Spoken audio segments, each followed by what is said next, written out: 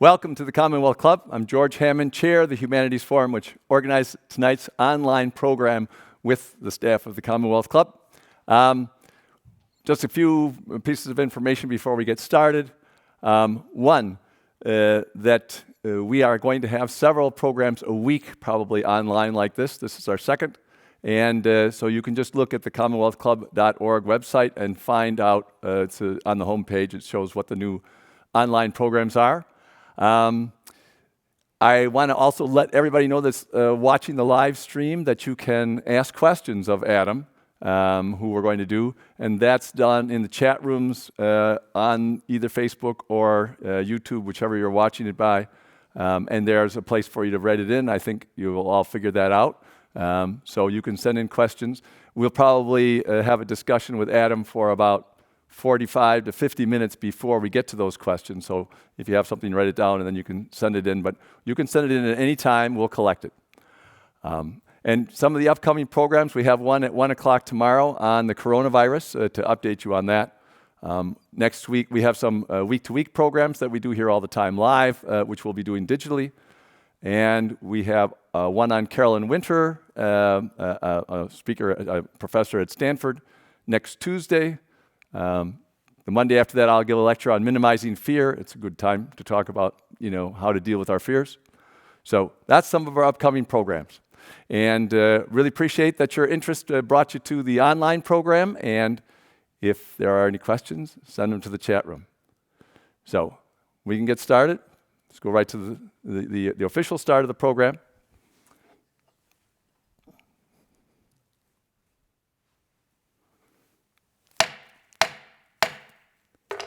Welcome to the Commonwealth Club. I'm George Hammond, Chair of the Humanities Forum, which organized tonight's event. It's my great pleasure to introduce Adam Hochschild. Many of you know him really well. He's been active for decades with a large number of really, really excellent books. A book on the colonial in Belgium called King Leopold's Ghost, a book on World War I, To End All Wars, Spain in Our Hearts about the Civil War, books about how the British societies ended slavery, a lot of books about crises in human society and how they were dealt with, who behaved badly, who behaved well, who was heroic, who wasn't, and maybe something we can learn from that. But I think even more so, what we can learn is from Adam's involvement in this for his entire life, basically, with a particular passionate point of view. I'd also like to remind everybody that the program we were going to do tonight live with an audience was on his latest book called Rebel Cinderella. We have moved that to September 22nd, so if you come to the club on September 22nd, and we'll have that program. But tonight we're going to cover his entire life's work. And one other thing, happy St. Patrick's Day to everybody. So let's get started. Hi, Adam. Hi, George. Good to be with you and with your audience. Yeah, thanks a lot for joining us digitally like this. So, Adam, as I just said, you've spent your life doing this, and you have a particularly personal point of view on your project. You were telling me just before we got started something about being a journalist for the Berkeley newspaper during the free speech movement. Is that how you? I bet you were involved before even that. Then you must have already had your interest in it. Well, my first real job was 2 years as a daily newspaper reporter in the 1960s. And the 1960s were quite an extraordinary time, as I'm sure everyone knows. I think I'm the person I was and am because I came of age in the 1960s, when the civil rights movement was going on, when I was a daily newspaper reporter here in California, really my first job out of college. My wife was a graduate student at Berkeley. I covered the campus. The free speech movement was going on, then the enormous protests against the Vietnam War. And I think these were some of the things that, pushed me into an enormous interest in social justice and human rights. And in one way or another, those are the issues I've been writing about for the rest of my life. Have you followed up with any of the characters that you knew during that time? There were several famous, people who are well known in Berkeley. Have you kept in touch with any of them, or at least followed their work?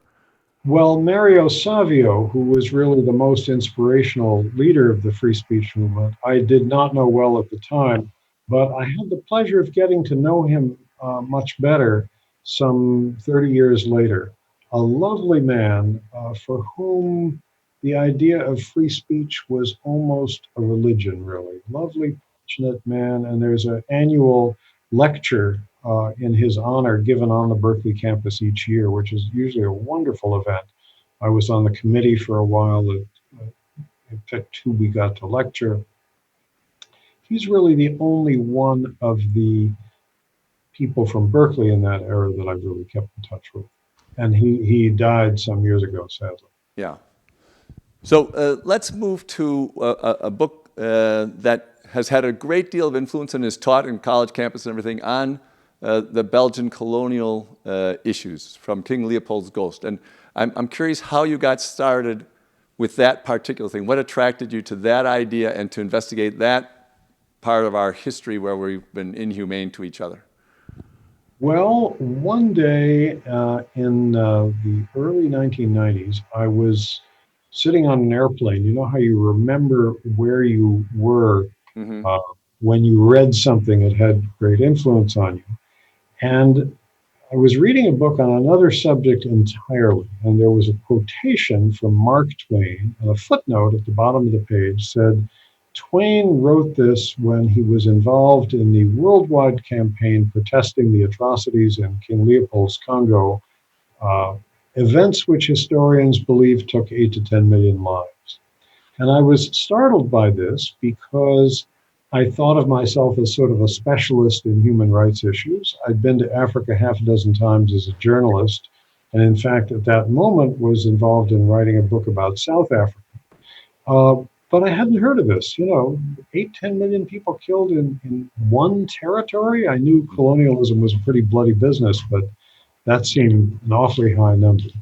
Then the next time I had a chance to go to the library in Berkeley, the wonderful library on the Berkeley campus, one of the great libraries of the world, I began looking at books on African history, and sure enough, I found historians giving death tolls for King Leopold's Congo. The Congo before it became the Belgian Congo was the private property of King Leopold of Belgium. Sometimes they'd say 10 million estimated dead, sometimes 12 million, sometimes 13 million, sometimes only 8 million. And I wanted to find out why had there been such an enormous death toll in one territory more than 100 years ago. And as almost always happens when I pick a piece of history to write about, I discover that I'm not the first person to have asked that question. And indeed, while it was going on, the atrocities in the Congo that led to that enormous death toll were the number one human rights scandal in the world, with thousands of articles in newspapers appearing about it. Mark Twain and Booker T. Washington did a speaking tour in protest together. All sorts of notable peoples like Sir Arthur Conan Doyle, who wrote the Sherlock Holmes books, were part of this protest movement. And then it all got swept under the rug and forgotten.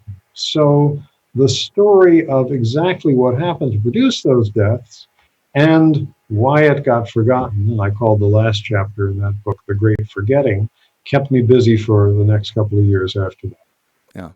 Well, it's a very interesting event. It also shows a totally different side of Mark Twain. I was wondering if that was part of your introduction to it, because he spent the last 10 years behaving pretty much like you do, writing about these topics. So, and that's from 1900 to 1910. But let's move to another thing where you talk about how effective some people have been in stopping an atrocity. So you wrote a book about the British group that eventually got slavery outlawed, didn't stop slavery altogether, but made the process in the early 19th century that eventually caused this to come to an end. So that's another one of your books, right?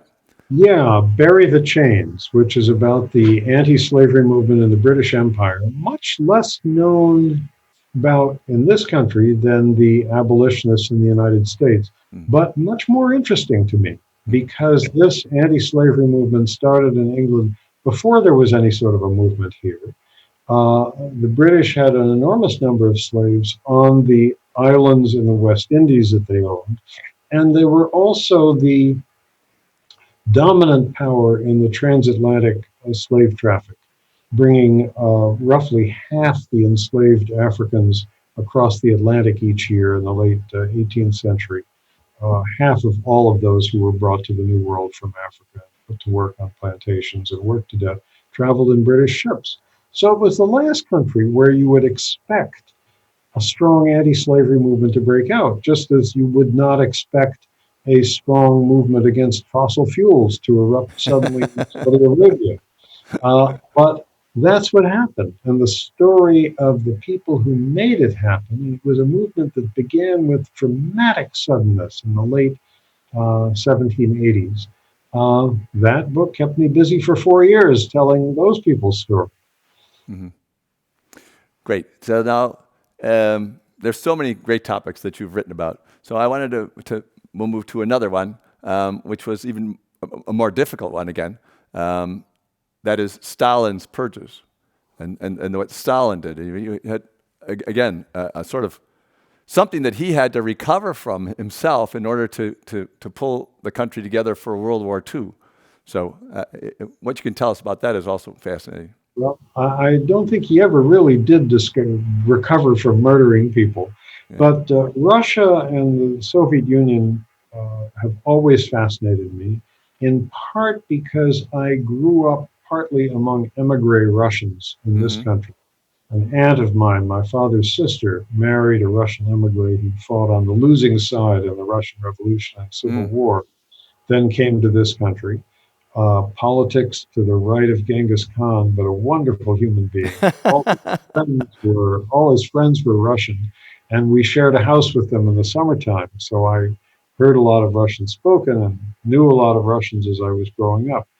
Um, and so I'd always been interested in Russian history and fascinated, uh, as are so many people, I think, in the whole question of how could the country that gave us, writers like Tolstoy and Chekhov, Hmm. some of the finest writers who ever lived, also give us the Gulag.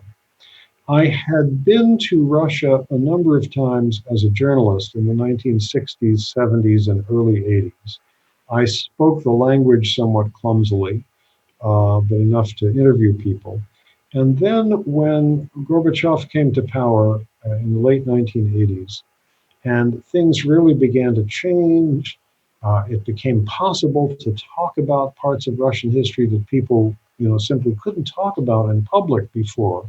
I wanted to listen in on that conversation. So my very tolerant wife and family moved with me to live in Moscow for 6 months. And I traveled across the country interviewing people. I was tremendously lucky because the month that we arrived in Moscow, January 1991, was the moment that they removed the last restrictions, which had been enormous restrictions on where foreign journalists could travel. Hmm. So suddenly, all sorts of parts of the country that had been previously off limits to foreigners for 60, 70 years, you could go to. And I had the experience of being, as I went in search of places like where there had been Gulag camps, I had the experience of being the first American or Western European that people had ever seen. And that's an experience that's fairly hard to have in today's Hmm. world.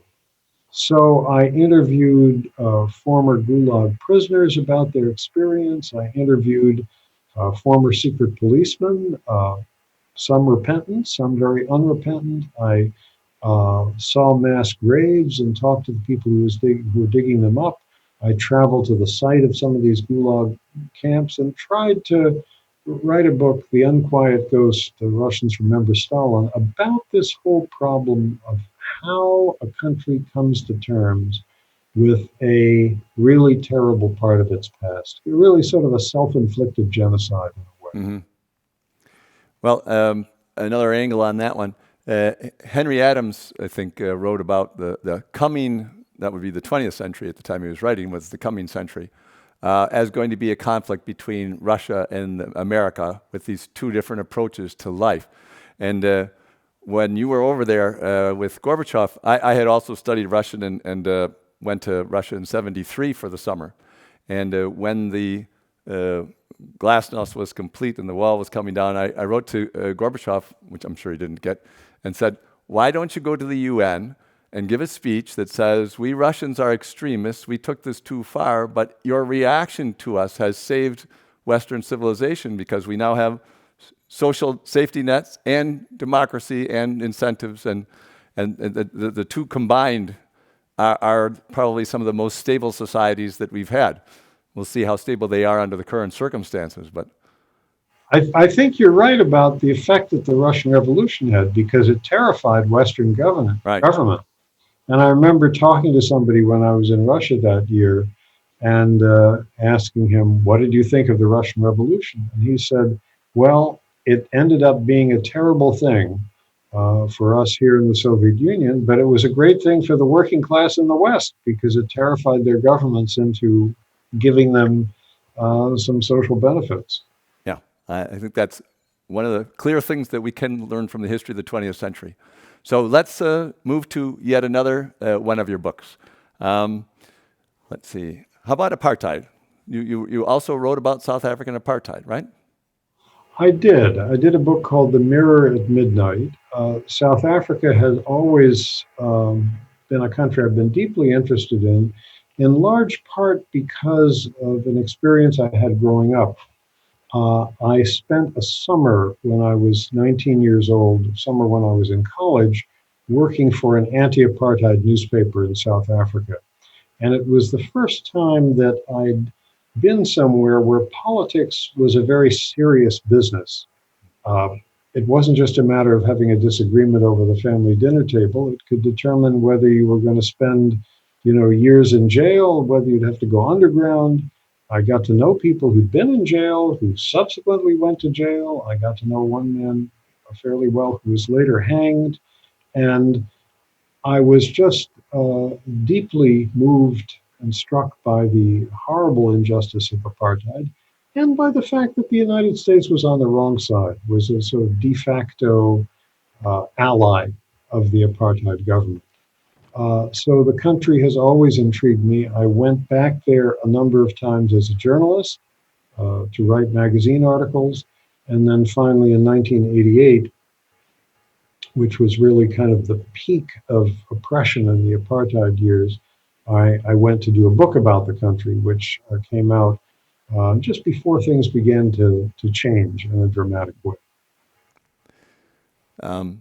Just got a question from the live stream audience asking about the photos next to you. This is of the Rebel Cinderella Rose, Parker Stokes, and we're going to be talking about that. That's Adam's latest book after we cover just a couple more of his earlier books.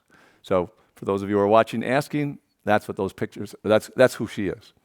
So you have two big issues about war, two big books about war, Spain in Our Hearts and To End All Wars. So let's start with the chronologically first one, To End All Wars. It seems so hopelessly naive that that's how people felt at the time, and also that they would look at the fact that all the different countries thought it would take about 2 weeks to beat the other countries, right? When they first started, that God was on their side, that kind of thing. So tell us about how you got interested in that war, that sort of extremely devastating war. And I'm always interested if you, in your research, found anybody who predicted that was going to happen, it was coming, that people in the 1910s, 11s, 12s could see that that was certainly a distinct possibility, not absolutely going to happen, but that could happen. Well, the First World War has always fascinated me for a number of reasons. I think many people did see it coming. All sorts of people across the political spectrum, from Virginia Woolf to Rudyard Kipling, saw Armageddon of some sort approaching as the European powers kept arming themselves and arming themselves and arming themselves, building more battleships, building more guns, even when they were all ostensibly at peace and had no outstanding border disputes, which are very often the thing that cause countries to go to war with each other. But I've long been fascinated about the war for a number of reasons, the war of 1914 to 1918. One was the absolute stupidity with which it was fought. Where these generals on both sides, day after day, week after week, month after month, year after year, ordered these poor young men to climb out of their trenches and walk, not run, not crawl, but walk into enemy machine gun fire so that they could be mowed down and killed. What was in the minds of those generals? What were they thinking? How was their outlook on life formed?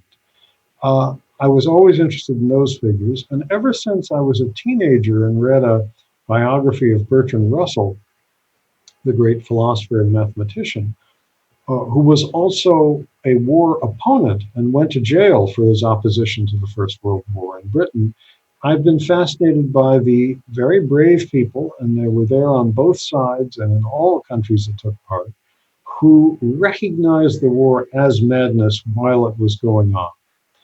And I wanted to somehow write a book that encompassed both these types of people, the boneheaded generals and the brave war resistors. You can tell which group I admire more. Your adjectives do give you away, yes. Right. I couldn't figure out for the longest time how to get both these types into the same book, because I didn't want to just do a series of portraits of the generals and then a series of portraits of the war resistors. And then one day I was reading a very boringly written scholarly article about a British woman pacifist named Charlotte Despard, who had been to jail 4 times in the battle for women's suffrage, spoke out strongly against the war. Scotland Yard would shut down her meetings, or rock throwing mobs would break them up. And just in one sentence in passing, the writer said, naturally, Mrs. Despard's activities were deeply upsetting to her brother. And it gave his name, Sir John French, which I immediately recognized as British Commander-in-Chief on the Western Front. So I thought, that's an interesting relationship. And then suddenly it struck me, divided families. That's how I'm going to tell this story. I was concentrating on England because that's where the anti-war movement was strongest, most vocal, most articulate, and found several other divided families and tried to retell the story of the First World War, not as a struggle between two sides, but a struggle between people who thought it was a glorious crusade and people who thought it was absolute madness and who tried their best to stop it. That's the story of my book, To End All Wars.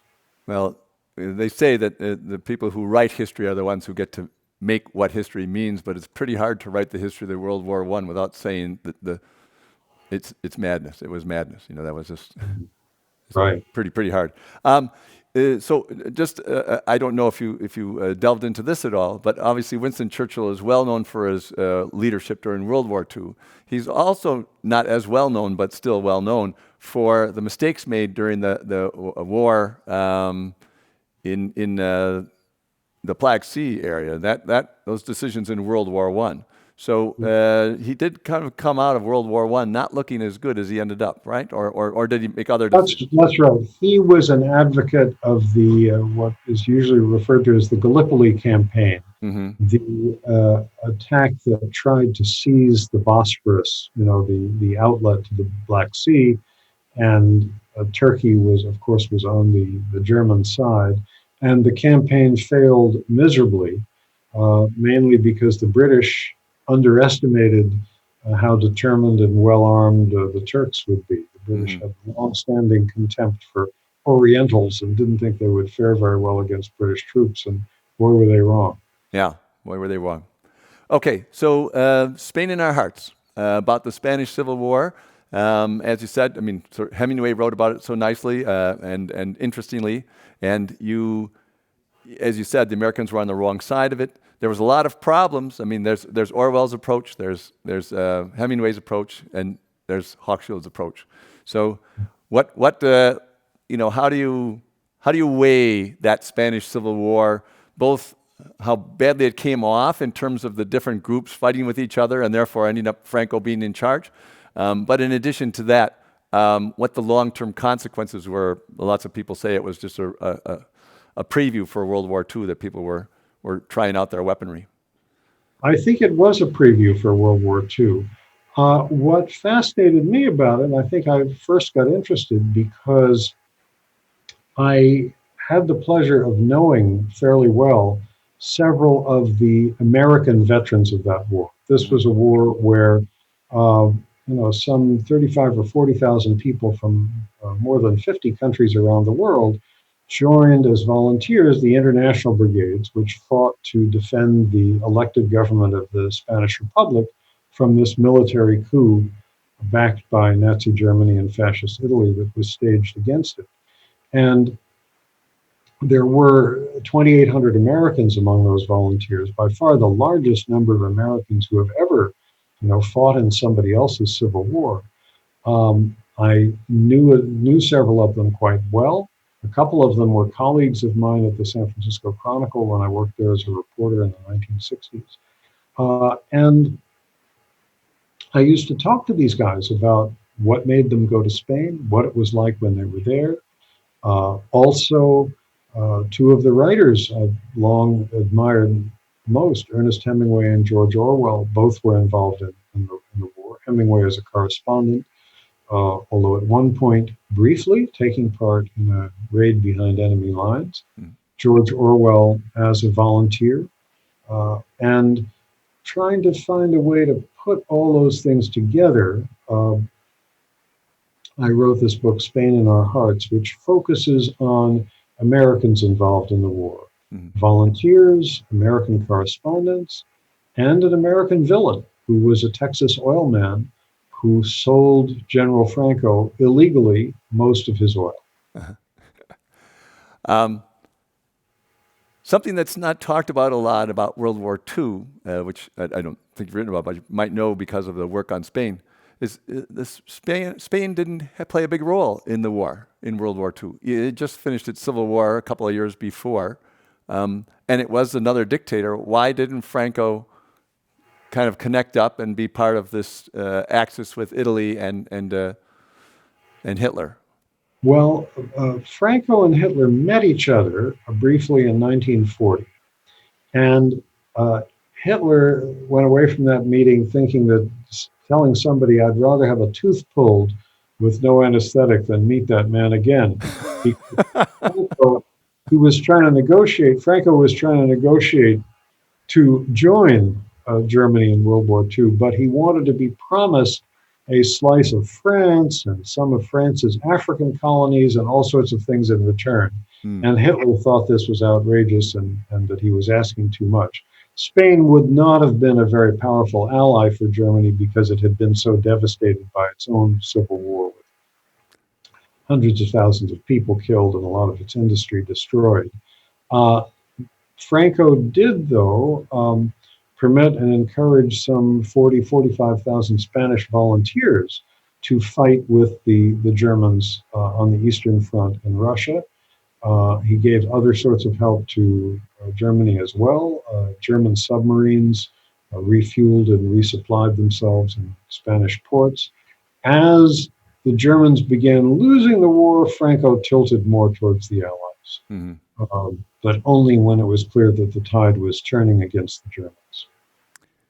So you're basically saying that Franco was a man trying to negotiate a deal without realizing what his bargaining power actually amounted to. Right.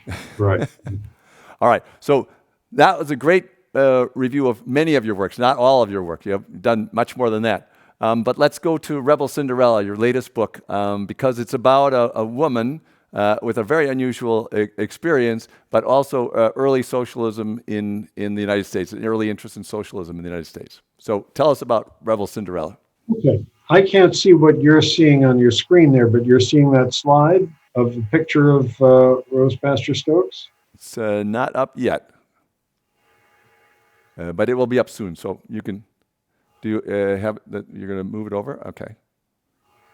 All right. So you're seeing the picture? It's coming up soon. Let's see.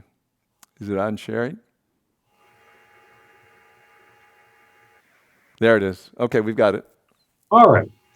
Well, my new book, Rebel Cinderella, is basically a biography of this woman, Rose Pastor Stokes. And it's a fascinating story. She was a Jewish immigrant from Russia, came to this country as a child, arrived in the United States in 1890 at the age of 11, and immediately had to go to work in a factory that made cigars. She worked as a cigar worker for a dozen years. She'd only had, by the way, less than 2 years of formal schooling. She worked as a cigar worker for a dozen years. Ended up at the end of that time being the sole support for herself, her mother, and 6 younger siblings who'd been abandoned by a ne'er-do-well stepfather. When she was 23, she got a new job. She had been, while working in a cigar factory in Cleveland, Ohio, where she'd grown up, she had been sending anecdotes, poetry, scraps of writing to a Yiddish newspaper in New York. Mm-hmm. When she was 23 years old, 1903, the paper invited her to come to New York and work for them there full time. And this was the New York of the tenements, the Lower East Side, the largest Jewish ghetto in the world. New York was the largest Jewish city in the world at that time. And these were the people that she wrote about, people who lived in tenements like this, who were recent immigrants, often didn't speak English, spoke Yiddish. And these were the people that she wrote columns about. She wrote an advice column for women.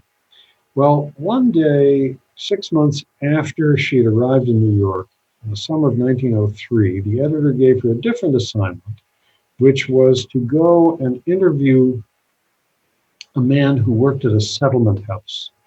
And, you know, settlement houses were established in poor neighborhoods all over the US at that time to bring literacy programs, childcare, sports and after-school activities for children, adult education classes to neighborhoods that didn't have this kind of thing. But settlement houses were staffed mainly by well-to-do college graduates. Here's the man that Rose was sent to interview.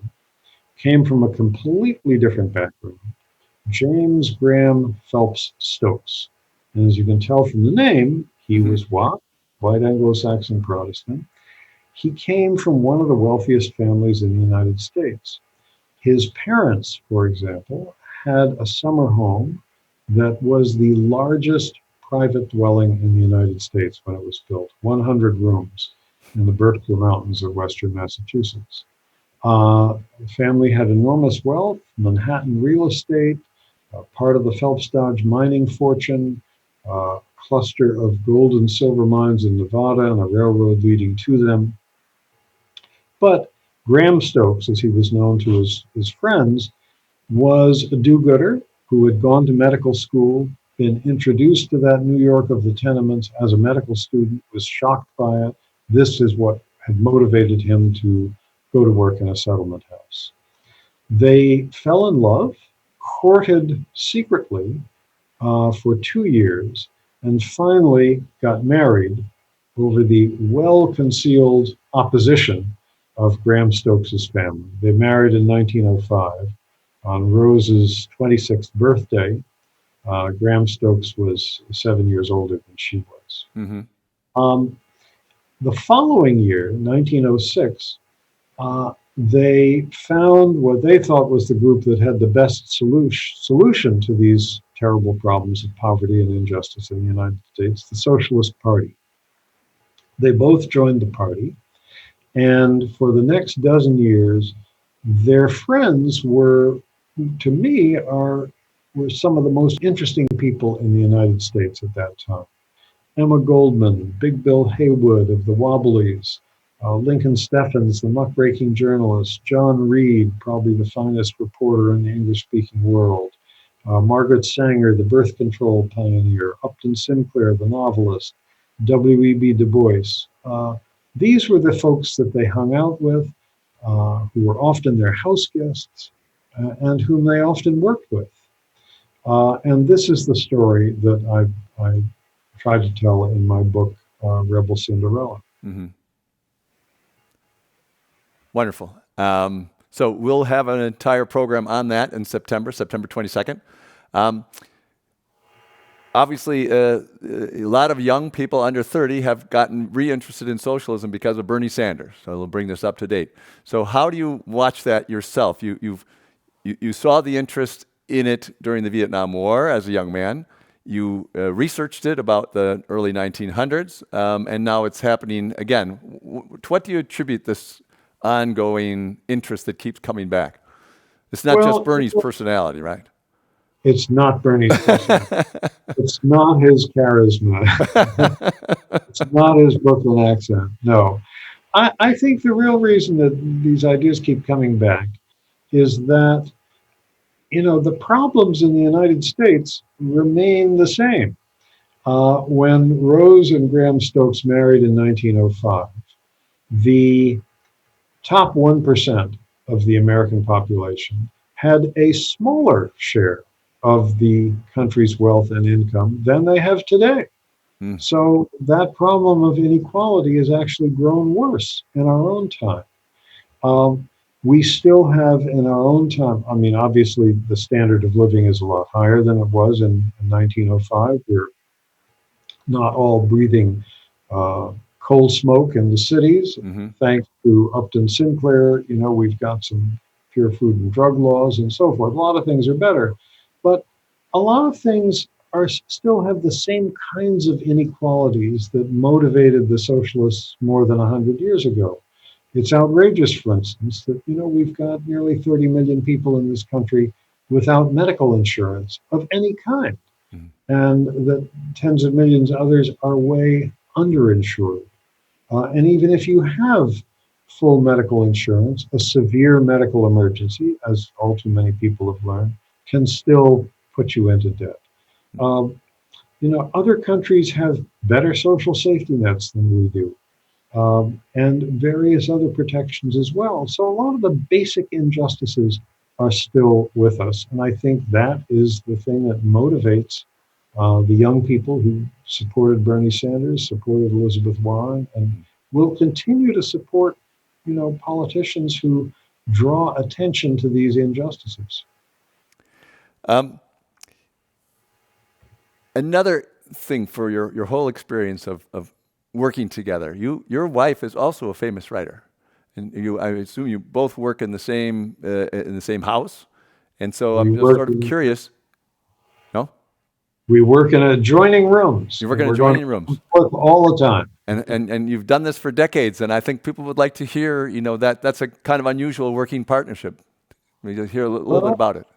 It's a wonderful working partnership. My wife, Arlie Russell Hochschild, is the author of many books.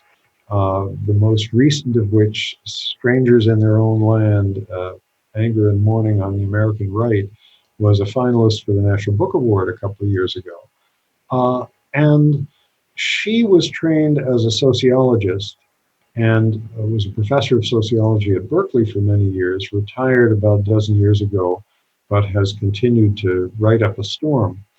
And I think in a funny way, our careers have converged, because I started off as a daily newspaper reporter and ended up writing books of history, although without a proper license as a historian, because I never went to graduate school. But as you mentioned, George, a couple of my books, including King Leopold's Ghost, are often used in college classes, sometimes in graduate classes. Yeah. Arlie started off as a sociologist, and her writing published in academic journals, but now she writes for a general audience. So our careers have converged. In fact, there'll be a piece co-authored by her on the opinion page in Friday's New York Times. So we're both interested in reaching a general audience rather than a specialized scholarly one. We read each other's work very carefully. I mean, drafts of it Mm-hmm. as we're writing. She read 2 separate drafts of this last book of mine. I read 3 drafts of her last book. And we're talking all the time about the work that we're doing. So we each have sort of come to know the characters in each other's books before we actually meet them on the manuscript page. Well, I'm sure that people don't really realize, everybody who knows both Arlie and yourself, that you are actually a partnership. I think it's a very interesting. Not too many people. Everybody talks about Zelda, and and how influential she was on Fitzgerald, but not in a positive way. So it's nice to hear these writing academic, but not totally academic partnerships, right? Yeah. I'm sure, especially those who are now at home, having to stay at home and want to write as long as they have that opportunity, to hear that it works sometimes. And I'd like to remind our audience online and on the video that we're speaking with Adam Hochschild about his humane life's work, all the different books that he's written, and it's time for questions. And one of the first questions is a nice direct one. I love your books because they read like novels rather than history books. Given that you began in newspapers, how did you choose to write about history? You just mentioned a little bit about that, but how did you make that switch over, make a little bit more detail? Well, I've always enjoyed reading history. I think I probably inherited that from my father. I had the great advantage of growing up in a house full of books. And my father, actually, though his work was as a businessman, he was an executive of a mining company. He wrote history in his spare time and did a wonderful history book about the region of upstate New York, where we had a summer home. And my first book, actually, Half the Way Home, a memoir of father and son, is a memoir of my relationship with him. So I grew up with that love of history. I had some very good history teachers in high school and college. I enjoyed working as a newspaper reporter and then for some years as a writer for magazines. And I still enjoy reverting to my journalist mode when I find myself somewhere interesting with interesting people in front of me to write about. And I love, being able to go somewhere and come back with a story. But I like writing about history because, unlike a lot of the things that journalists write about, it doesn't change on you. Here's what I mean. You could do the best possible book on the current American political situation in the year 2020. But, by the year 2023, it's going to be outdated. However, if you write about something 100 years ago and you do a decent job with it, people are going to be more likely to still read that book. I think that's one of the things that draws me to write history, that there is the promise, at least, that the book will remain relevant and not outdated for a long time after you finish it. But I also like delving into history because there are so many interesting ways in which you can find people's voices. In writing Rebel Cinderella, for instance, I had wonderfully rich material to work from.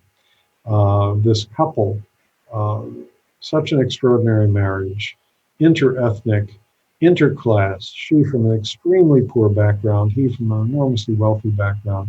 They wrote thousands of letters, many of them to each other, when they were falling in love, when they were married, and when, not to give away too much of the story, the marriage came to a very bitter end. And they saved all of those letters, almost as if expressly for me, so I would have something to work from. I'm not the first writer to read their letters. Rose, who's really the central figure of the book, kept a diary for a while. And so I would urge all your listeners, save your letters, write diaries, write a memoir. Actually, both Rose and her husband Graham wrote unpublished memoirs, dueling with a very different version of their experience. His was never published. Hers was published only half a century after she died. So I love finding people's voices in ways like that. finding, in the case of a couple like this, what did the people that they knew write about them? And that you can find too in going through letters and diaries and memoirs. One source of information for me was not available to them at the time because they didn't know it existed. Uh, Rose was extremely outspoken in opposing American entry into the First World War and was actually arrested and sentenced under the Espionage Act because of that. And today, though, we can have access to the reports of the Bureau of Investigation agents. This is the agency that was the predecessor of the FBI, who followed her around, kept notes on her speeches, and so forth. And we can see correspondence in their files. This is a fascinating part of the story from an uncle of Graham's who hated her and hated her politics and was trying to get her deported from the country, writing to the Justice Department saying, "Why don't you deport this woman?" All this stuff was not available to them at the time. Yeah. Nice to have family So like that. how can you not enjoy writing history when you have material like that to work with? Yeah. And something you said also, I think, was an insight into your enjoyment. You talked about that you liked writing history so that it was more relevant, that the book lasted. So in thinking about your readership when you write, do you think about a projected audience, or do you write for one particular person, or you write for what interests you the most? A lot of writers have this kind of imagined audience for it. You obviously want an audience that will keep being interested for a time. But how do you think about this much when you're writing? I don't. I am drawn by what interests me, and then my job is to make it interesting for other people. Yeah. And I try to do that by looking for the human details, looking for how to bring the sound of human voices into the story, and telling a story that has drama in it. Mm-hmm. And history is so full of dramatic relationships like this one that you don't have to make anything up. It's all there. There are people who write history and take liberties with it. There are people who write fiction. I love reading fiction, but I don't make anything up. I don't need to. There are so many extraordinary characters who populate the history of our country and other countries in the world that, these books almost write themselves. Well, it goes right to the next question, which is, if you've spent your life writing so many different books on so many different topics, some of them very, very depressing in a way, and you're talking with great enthusiasm about the individuals that you write about. Have you gotten more disappointed over time, or have you been more optimistic, more pessimistic? That's the idea. How has writing all these books, I mean, some of them are about great triumphs of the human spirit over stupid things that we've done before, but not all of them. So how has it affected you, your attitude towards the human race in the future? Well, I think the only book of mine that I can say was a story of a triumph was the Bury the Chains, about the British anti-slavery movement, which did finally bring slavery in the British Empire to an end, and brought it to an end, incidentally, 25 years before it came to an end in the United States. Right. If we had not had the American Revolution, slavery would have come to an end earlier here. That's kind of what you're saying. Yeah, if we had still been part of the British Empire, in 1838 when slavery was abolished there. But of course, that's not an unmixed triumph, because we are still dealing indirectly, a century and a half later, I think, with the consequences of slavery and with injustices that come out of slavery. However, the British abolitionists were successful, and I admire them for what they did. The other story is that the brave resistors who tried to stop World War I failed, and millions of people were killed. The good guys, including the American volunteers who went to defend the Spanish Republic, lost, but they lost what I think was the first battle of World War II, and many of them, incidentally, went on and fought in the American Armed Forces in World War II. Uh, Anywhere you look in history, it's filled with mass murder, death, destruction, slavery, injustices of various kinds. But there are also all kinds of people who fought to end these things, who had the courage to speak out. And these are the people who interest me and whom I enjoy writing about and whom you'll always find in one way or another in my books. And in Rebel Cinderella, even though this particular marriage did not end well, for the better part of their lives together, both Rose and Graham Stokes were very much involved in the leading social justice movements of their times. And I think it was an exciting time and an optimistic time, and I enjoyed writing about it. Does that make me an optimist about the world today? Well, it's hard to say that you are, even though I have an optimistic temperament, I think it's hard to say that one feels optimistic when Trump is in the White House and the coronavirus is ravaging not just our country, but the whole world. Mm-hmm. But nonetheless, there are a lot of good people out there. I hope in the end they will prevail. That's leading us right to this question. You've studied and written about many people who've overcome incredible challenges. What's the greatest lesson you might impart to those who feel helpless right now? Feel helpless. I think it's a very timely way. It's a great question. Whoever asked it, thank you. And I'm going to guess that given your both realism and still optimism about certain characters, that we have a chance to do something about the situation, which will not be the end of the world sort of helplessness that people feel because of what's going on. Well, it's understandable that people feel helpless. I sometimes do also. And I think one of the things that makes me feel most helpless is fear that we're not going to be able to dislodge Donald Trump from office. Mm-hmm. Nonetheless, I do think the best cure for a sense of helplessness is to find some arena in which you can fight for things that you can succeed in winning. Now, national politics are in a pretty terrible state in this country, as I think most of your listeners would agree.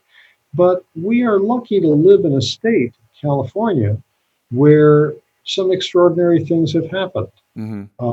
Look, for example, at the strides that California has made in the direction of alternative energy. Mm-hmm. I'm a bit prejudiced about this because my oldest son is the chair of the California State Energy Commission. Uh-huh. But from him, I learn all sorts of statistics. Mm-hmm. 57% of the electricity generated in California now comes from non-carbon sources. Mm. That you certainly cannot say that about the United States as a whole or about almost any other state in the Union.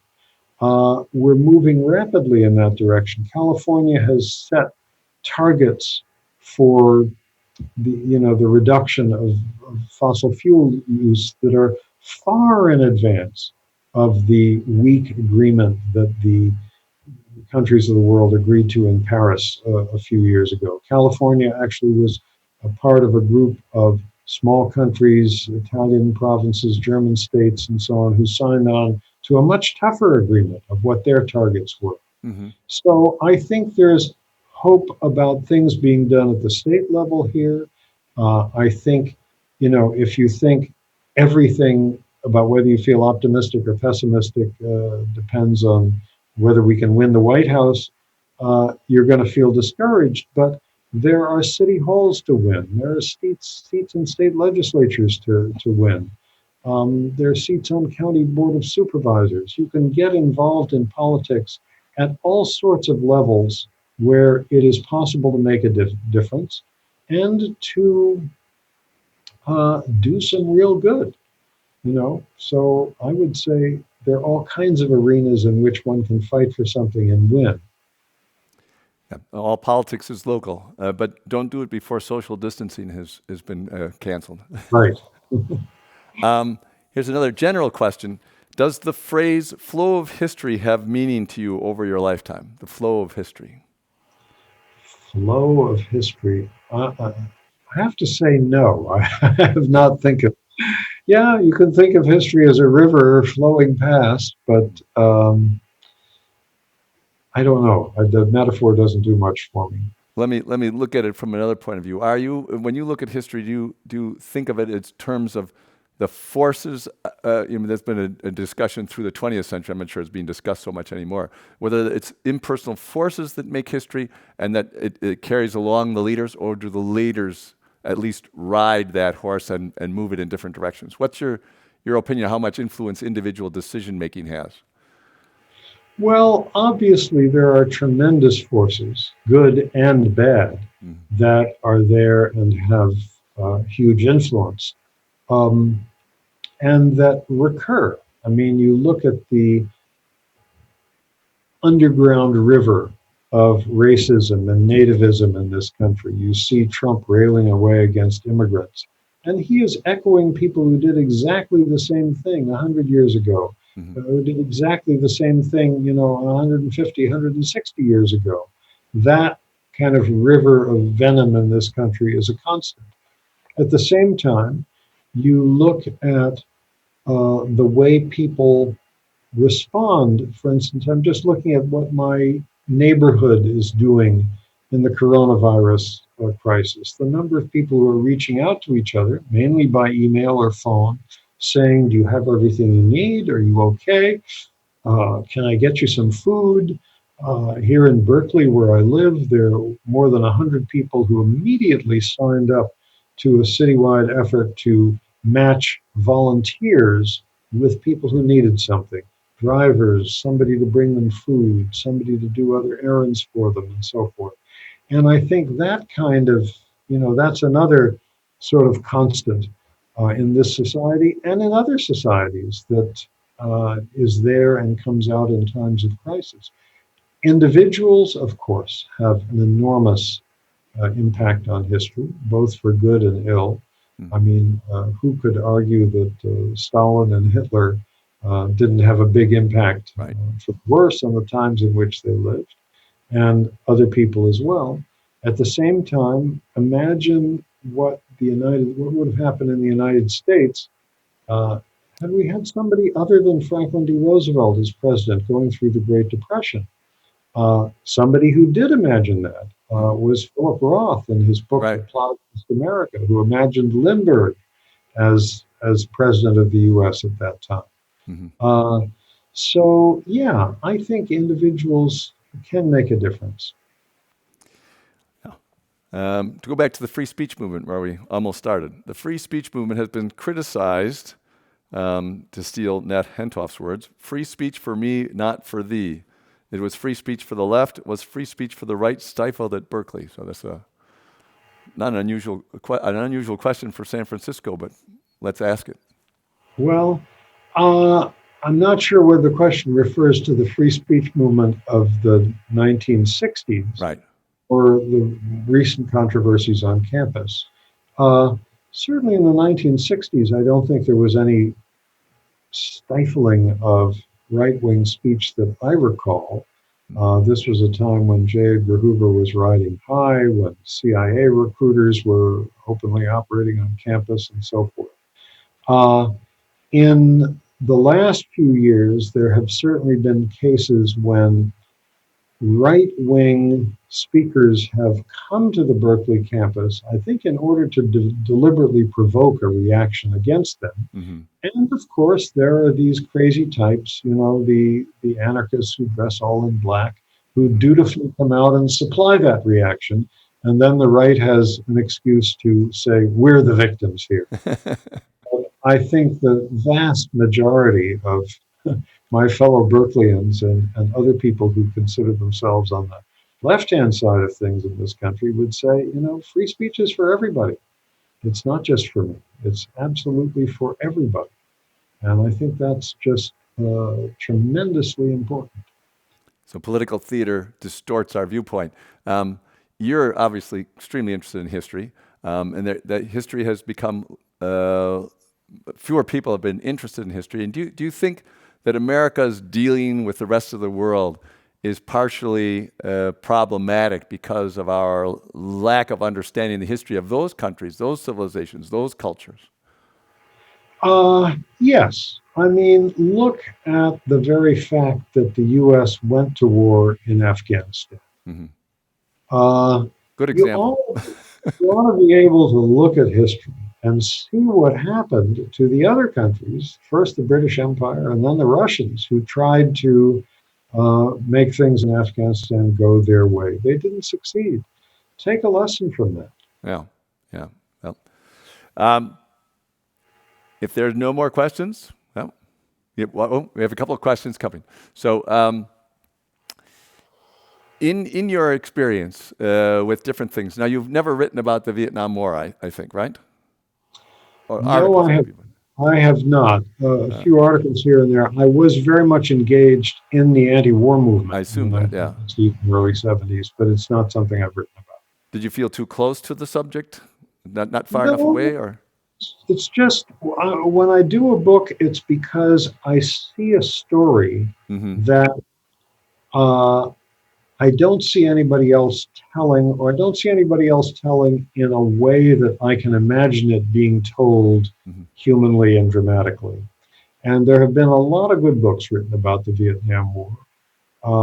Sometimes people ask me, well, why haven't you written anything about the Holocaust? Right. Well, I lost relatives in the Holocaust, had relatives who survived it. But there have been a lot of good books written about that too. And if somebody brings me a Holocaust story or a Vietnam War story that nobody else has told and that's a good one, I will tell it. Great. Great answer. So we have a couple more questions here before we finish up. Very relevant question again. Could you say a few words about the history of the 1918 Spanish influenza and how it affected society at the time? Do you know about that? I do know about that, not as much as I should know, but it is estimated to have killed more than 600,000 people in the United States. And I believe they're now talking about estimates of well above 50 million people in the world as a whole. This was a time when medicine was not as advanced as it is today. They didn't really know what to do for it. It was influenza which tragically seemed to affect healthy young people more than anybody else. And the great bulk of the people who died were, people in their 20s and 30s who were otherwise healthy. A relative of mine died in the flu pandemic then. It was closely associated with the First World War because social distancing is not something you have in wartime. Yeah. Uh, a disease like this spreads very rapidly when people are in very close contact with each other. Where are they in close contact? In army barracks, on intensely crowded troop ships that took them from the United States to Europe, and then in trenches and bunkers at the Western Front in France. The first medically recorded case of the influenza epidemic came in a U.S. Army base in Kansas in 1918. And this was just at the point when huge numbers of American soldiers, more than well over 2 million in the end, were being shipped in these crowded troop ships from the U.S. to France. And they can trace the way the flu spread out from the port of Brest in France, where these folks landed. So the war certainly accelerated the spread of this thing, just as the way today, international air travel is something that has spread the coronavirus very rapidly around the world. And when they passed the rule saying everybody has to fly home right now, that seemed to be exactly the worst thing to do at the moment, right? Exactly. I mean, but imagine the political uproar if you said nobody comes into the United States, whether it's an American citizen or anybody else. Right. Because at any given point in time, I'm sure there are several million American citizens who, for work or vacation or something, are traveling in other countries. And if you try to prevent all these folks from coming home, Yep. It would be politically very difficult to do. So let's finish with one political question. A lot of people talk about how polarized we are today. Some people think that, our country is divided because there are red states and blue states, even though the vote in those states is not that much different, that there's red and blue in each state. And the other element of it, I think, is the gerrymandering that took place. Everybody thought that'd be a great way to keep themselves in office, but it ended up making the primary the official election for a lot of seats in Congress, which causes things to move towards the extreme because primaries are not quite the same as a general election. So in a way, both parties shot themselves in the feet, and now we have these more extremes. And he was wondering exactly how you thought we might be able to move a little bit more towards the middle in order to avoid the problem of one side or the other being uncomfortable with what the parties are putting forward.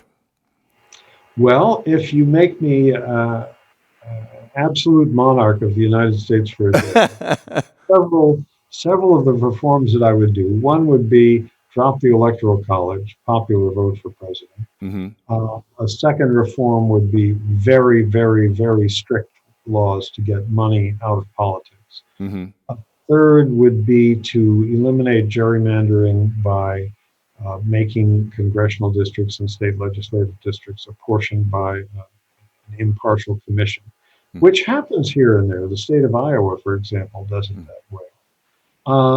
I think a fourth reform I would introduce would be proportional representation, because that, when you have a parliamentary system with proportional representation, it forces parties at different points on the political spectrum to work together. Sometimes it's necessary to combine several parties to make a working coalition. So those are some of the things I'm going to do during my 1 day of absolute rule. Well, it could be that you'll get a lot of write-in votes in November for absolute monarch. Okay. So thank you very much, Adam. That was just a wonderful conversation. Thank you very much for cooperating in our virtual event. And I'd like to remind everybody that we're doing many more of these, at least 2 or 3 a week during the shutdown that's happening here. We're doing it without live audiences. And just one thing to remember in our attempt to try to understand other people, other cultures, our own cultures, people in our cultures that are different, it's always good to try to see it from their point of view.